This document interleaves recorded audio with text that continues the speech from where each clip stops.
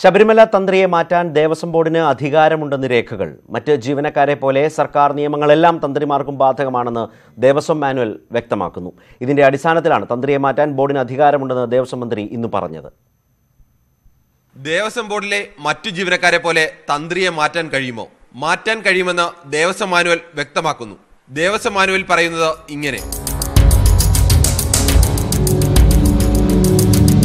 തന്ത്രിമാർക്ക് സർക്കാർ ദേവസ്വത്തിൽ തന്ത്രമുള്ളിടത്തോളം കാലം ജോലി സംബന്ധിച്ച് മറ്റു ജീവനക്കാരെ പോലെ വകുപ്പിന്റെ നിയന്ത്രണത്തിന് അധീനമായിരിക്കുന്നതും ഗവൺമെന്റ് നിയമങ്ങൾക്ക് വിധേയമായിരിക്കുന്നതുമാണ്. വ്യക്തമായി പറഞ്ഞാൽ ദേവസ്വം ബോർഡിലെ മറ്റേത് ജീവനക്കാർക്കെതിരെ സ്വീകരിക്കുന്ന നടപടിയും തന്ത്രിക്കെതിരെയും സ്വീകരിക്കാൻ നിയമമുണ്ട്. തന്ത്രിയെ നിയമിച്ച ദേവസ്വം ബോർഡിന് മാറ്റാൻ അധികാരമുണ്ടെന്ന ദേവസ്വം മന്ത്രിയുടെ വാക്കുകൾ വ്യക്തമാക്കുന്നതും ഇതാണ്. നിശ്ചയമായിട്ടും യാതൊരു സംശയമില്ല. അപ്പോൾ അത് അദ്ദേഹത്തിൻ്റെ വിശദീകരണത്തിൻ്റെ അടിസ്ഥാനത്തിൽ തീരുമാനമെടുക്കേണ്ടതായിട്ടുള്ള കാര്യമാണ്. അദ്ദേഹം ചെയ്തത് സുപ്രീം കോടതി വിധിയുടെ ലംഘനം തന്നെയാണ്. അയിത്താചാരത്തിൻ്റെ പ്രശ്നം അതിനകത്ത് ഉയർന്നിരിക്കുന്നു എന്ന് ആക്ഷേപം ഉന്നയിക്കാൻ ഇടയുള്ളൊരു കാര്യമായിട്ടത് മാറിയിരിക്കുകയാണ്.